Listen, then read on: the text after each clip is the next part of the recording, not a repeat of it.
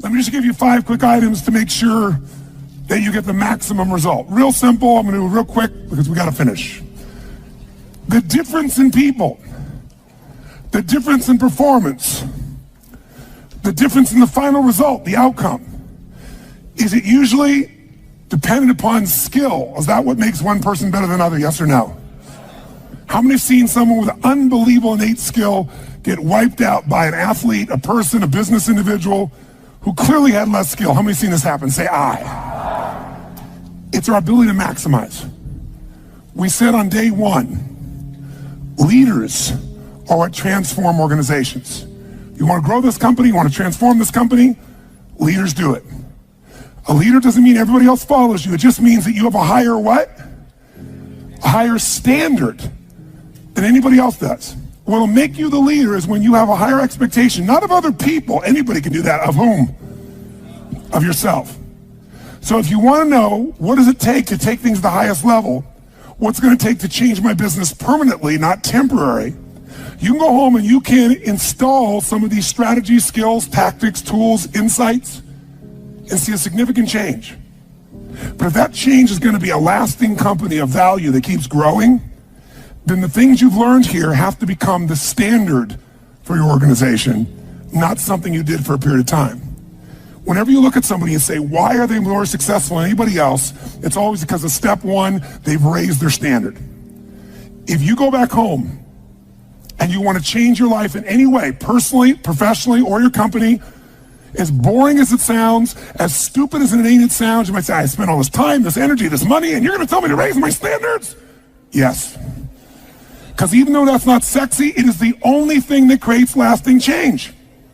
You can go on a diet and you can lose weight, but what will that person eventually do? They'll go where?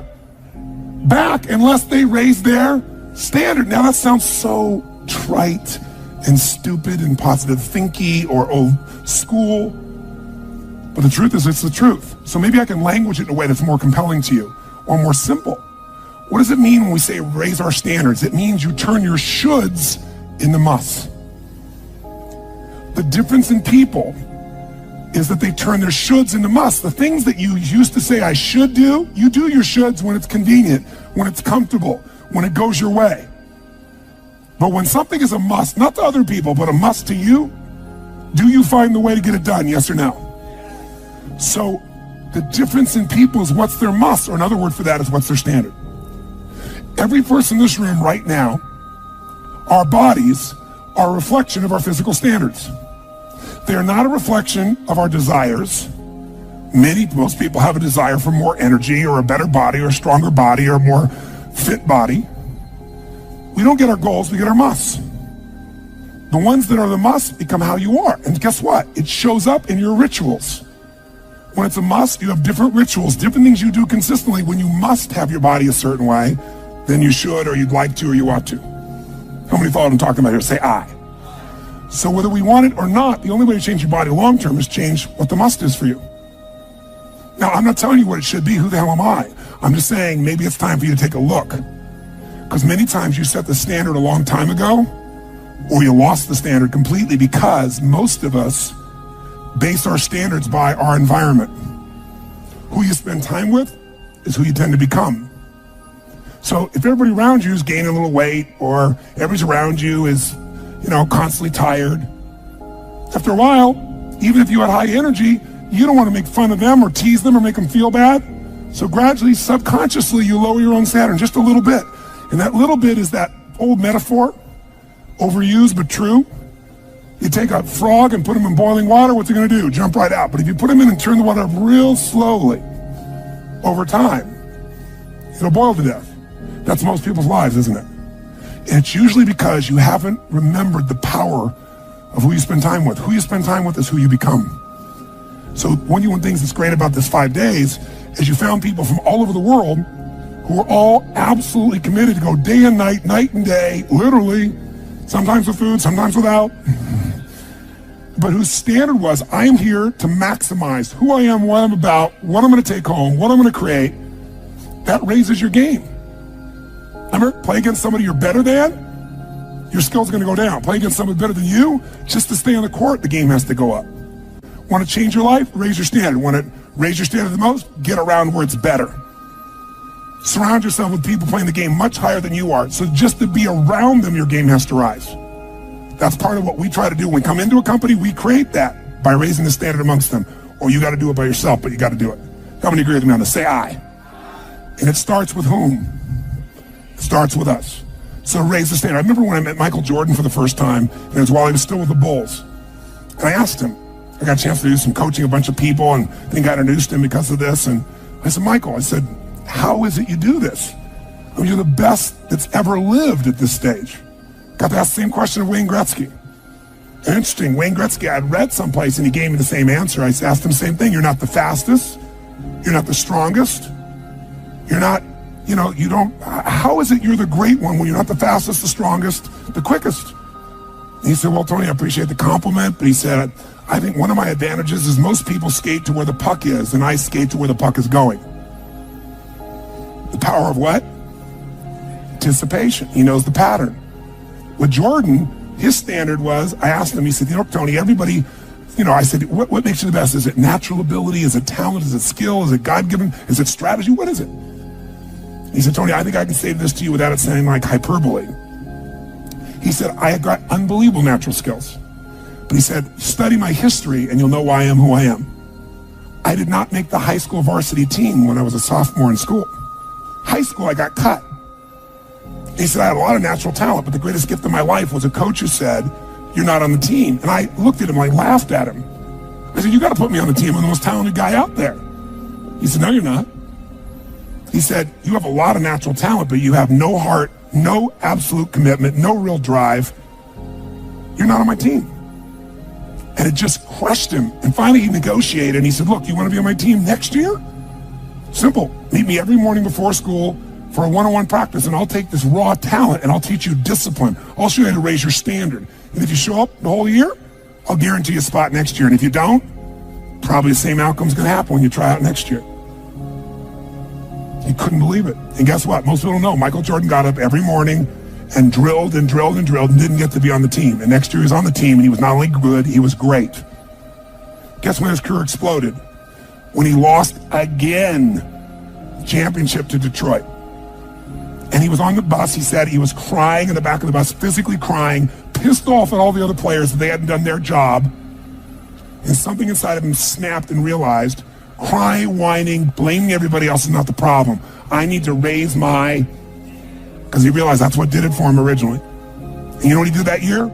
He lifted weights like never in his entire life. He decided he was going to dominate every person, every floor, every place, every spot in the country. He's going to be stronger than anybody. He practiced like he'd never practiced in his life. And oh, by the way, he won how many NBA championships? How many in a row? 3. Retired, came back and won how many in a row? 3. Never anybody in history would even dream of such a thing, especially after retirement.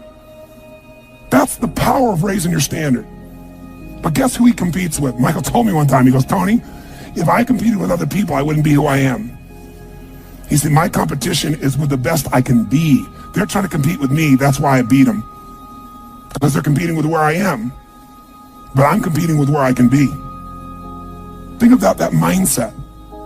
Think how your life would be different if you raised the standard of what you expected from yourself, not your people, yourself, to that level. How things could shift. It's all about changing your shoulds to musts. It's all about going back and saying, this is how it's going to be. It's like when Gary Vee was here and guys were saying, man, I'm working so hard, man. I work from 9 to 6. He goes, yeah, what are you doing from 8 to 2? 8 p.m. to 2 a.m. That's when you master your craft. I always say to people, it's what you practice in private that you'll be rewarded for in public. People say, oh my God, you have this great ability, this great skill. They didn't see all the hours. This class, this course, I know tons of this stuff like the back of my hand. But if you talk to my team who's exhausted, they'll tell you we're up to 4 a.m. almost every night. To be able to figure out how to provide for you a life cycle and get it to be real so you can think about Nike and give you accurate information about when did they really get to young adult, when they fall down. We had to make phone calls, read financials, do all kinds of stuff. We did all that stuff. We were doing all these things and we've accomplished so much, and I figured out how to make it even better. That level of commitment is what makes you great at what you do and gives you that little edge that makes you stand out from everybody else. And that standing out is what makes somebody absolutely own an industry or brand themselves like nobody else in the world. That process is what this is about.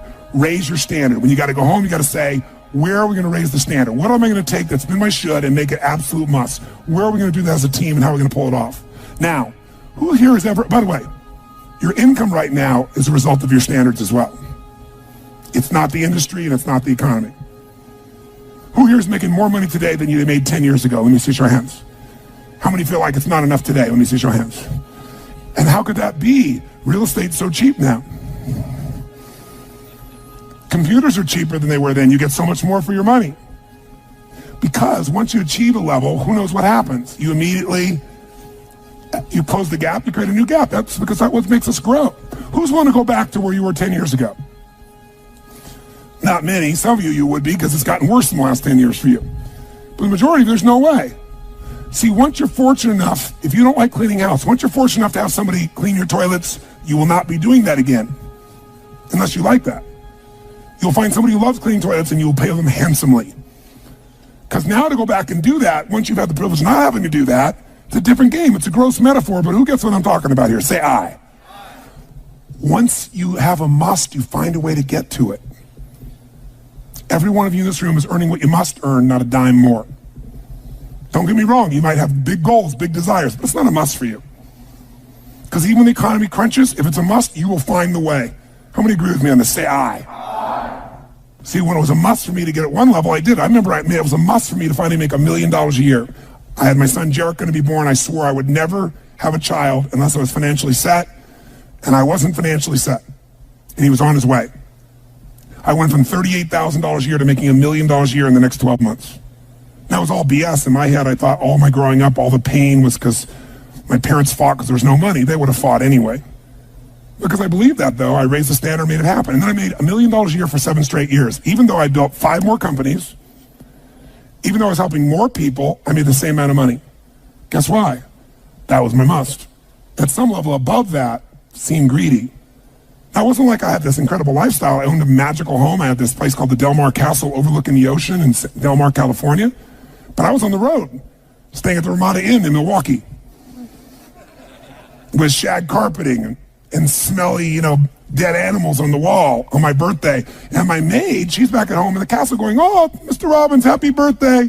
Oh, I can't help thanking you. It's so wonderful. Oh, Mr. Robbins, it's so beautiful here. I was sitting out in the jacuzzi overlooking the ocean.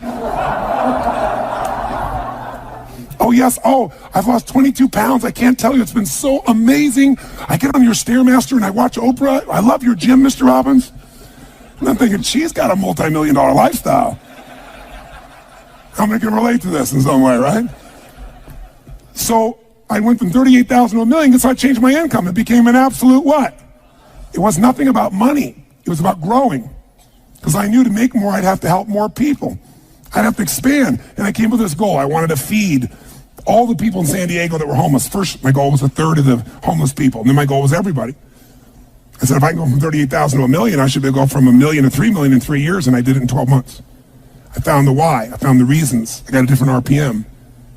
But it became a must for me, not a should. You're meeting your must, my friends. Maybe it's time to change your must. Some people's must is to survive.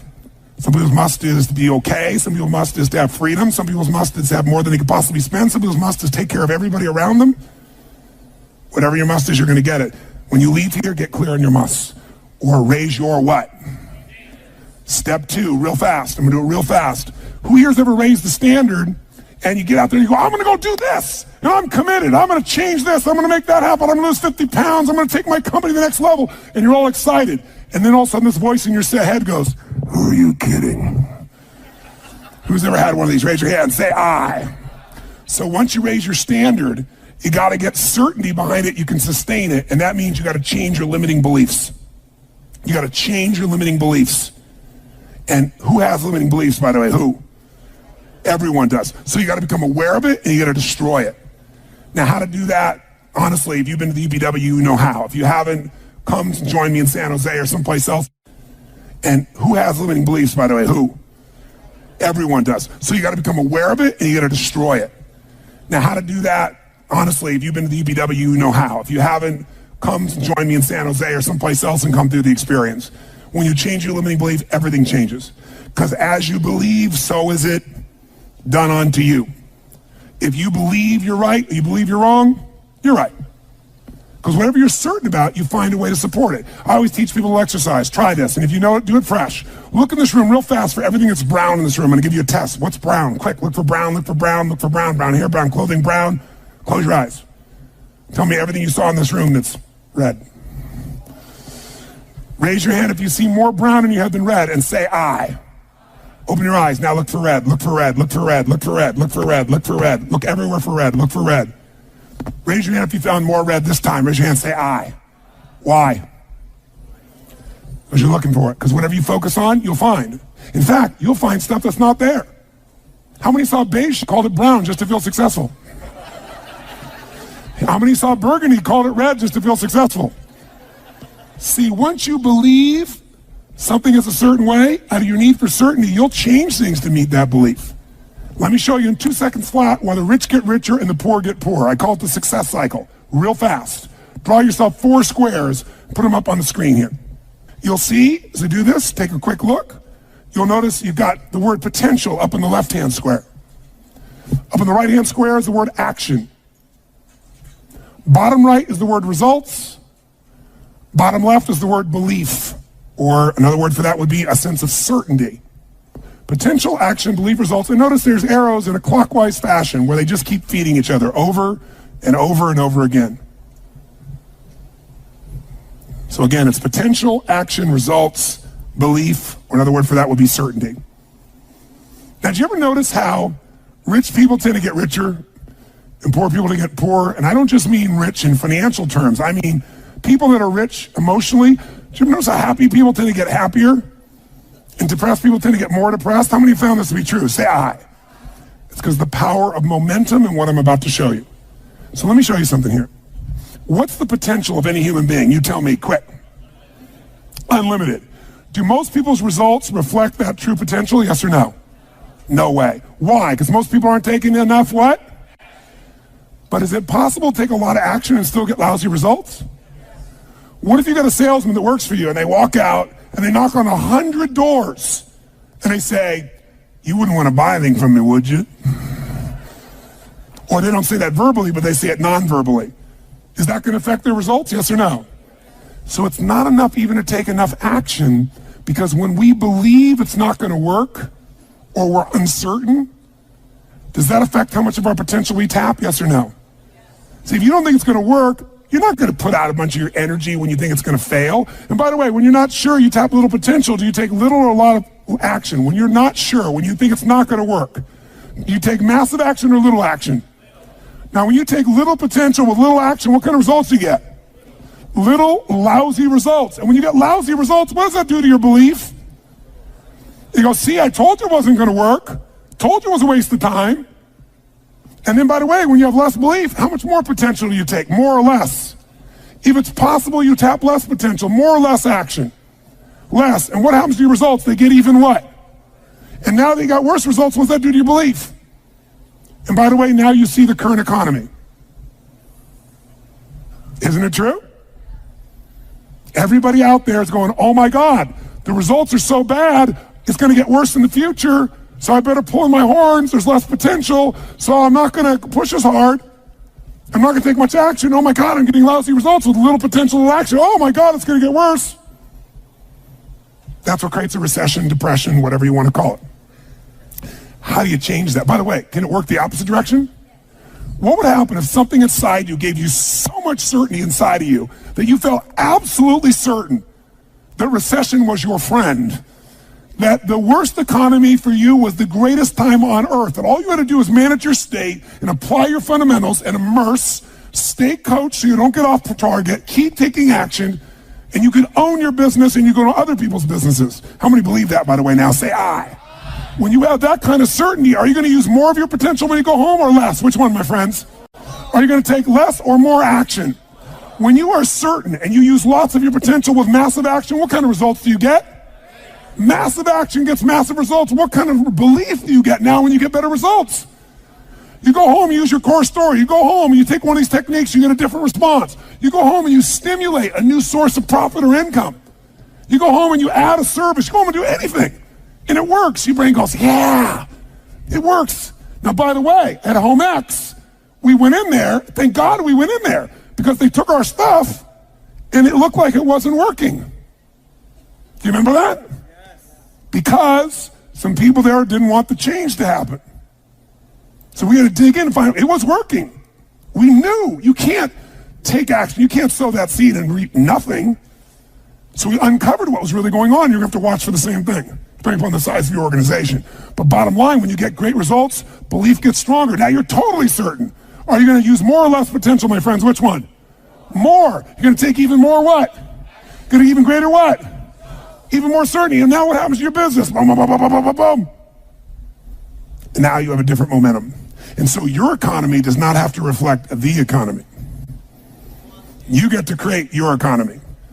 You get to decide whether you freeze to death or ski or snowboard. It's winter, but you can have the best time of your life. It could be a sunny, beautiful, magical time. But what you got to do is you got to manage this process. In order to do it, you got to change your limiting beliefs. And this week has been about doing that by giving you so many tools and examples that you'll be immersed. But I promise you when you go home, all this is going to be tested. A, because all the stuff that's waiting for you after being gone for 5 days. B, all the people there you work with with their limiting beliefs, whether you have one employee or two because you're an army of 1 or 2 people, or whether you got 10,000. And so you have to be able to implement. This, by the way, is, I'm not here to sell you, bring us in if we can help. Do you think we could help? Yes or no? Yes or no? Bring us in and we'll do it. Or get your team together and find a way to make sure this momentum goes in the right direction. Make sense? This is the must. If you have this high standard, but you don't really believe because the momentum's in the wrong direction, having the tools will be worthless. That's where certainty, that's where everything else we teach, that's what I do in my events, that's where you guys have been there before, that's what you got to bring to the table. What are the 5 keys for integrating this? Number 1, you got to go home and raise your what? Come on, guys, raise your what? Which means turn your shoulds into. Step number 2, you got to go out and change your limiting what? Find anything that's limiting you and destroy it. What's the fastest way to destroy it? You can do it very quickly by producing the results in your mind over and over again. Or, why do you think I get people to walk on fire? Because they think it's impossible. When they walk in this fire, mentally you might say, oh, I can do it. But when they get in front of that fire and it's 2,000 degrees burning hot coals, it gets their full attention. And suddenly they have a state change. And when you get yourself in a state where you can storm through fire, it's not about fire walking. The state you're in to get yourself to walk across fire is the metaphor for anything that used to stop you, the fire of your life. And by the way, when you cross fire and you're on the other side doing something you once thought was difficult or impossible, it's that easy. Your brain goes, what else can I do that I thought was impossible? It's unbelievable. It's not intellectual, it's emotional. Plus, after fire walking, cold calling is not a problem. You get the idea, ladies and gentlemen? All right? So what we're really talking about here is changing your beliefs. Now, here's the 3rd key. If you're going to get maximum results, you got to model what works. We brought you for 5 days and nights here, models of what works. Go back and get them. Now, here's where the challenge is. How many got tons to do in your normal list of things to do when you go home? How many got a lot to do? Say aye. How many have a lot of outcomes you got to go after? Say aye. How many have the same amount of time you had before? Say aye. So in your business, if you need something to get done, you get it done because it's an absolute what? Or you hire someone to get it done. Hire us, hire someone else, get somebody inside. But are these things you're going home with musts or shoulds? Which one? Do whatever it takes. You say, I don't have the money. You don't have the money not to. Forget us. Hire somebody as an individual who knows what they're doing and put them in there. Leverage yourself. The only way you're going to get the game bigger is by taking a little bit of what, my friends? Risk. But that means get yourself some resources. Be resourceful enough to get the resources. What's great about this? What is this opening? What is this creating? What's possible? What have I not seen? This is going to make me see. What have I learned from this? What can I learn from this? What am I willing to do to still have it the way I want it? That's the 4th step. You intensify, and you innovate. And then there's the final 5th step. And that 5th step's really simple, my friends. And that is step up and give. Step up and give more than anyone else could possibly expect. The ultimate transformation happens when you stop trying to get and you start to give. Whenever you're at your best, you're giving. I remember so vividly driving in my car, my Volkswagen Bug, and I was struggling, and I was 19 years old. I was driving on a freeway in San Gabriel Valley, the 210 freeway, I'll never forget. And it's midnight, and I'm frustrated. I felt like I tried everything. I had these big hits, like the one you just saw, and nothing was going my way. And I was frustrated, and I kept thinking, how come I'm not getting what I want? And all of a sudden, it just hit me on the freeway. I pulled over the side. It was almost midnight, no cars really around. Grabbed my journal, and I wrote, I still have the journal to this day from when I was 19 years old, full page, and I wrote, the secret to living is giving. And I realized why I wasn't doing well. Because I all focused about what I wasn't getting. I was not focused on what I was not giving. And the whole game changed.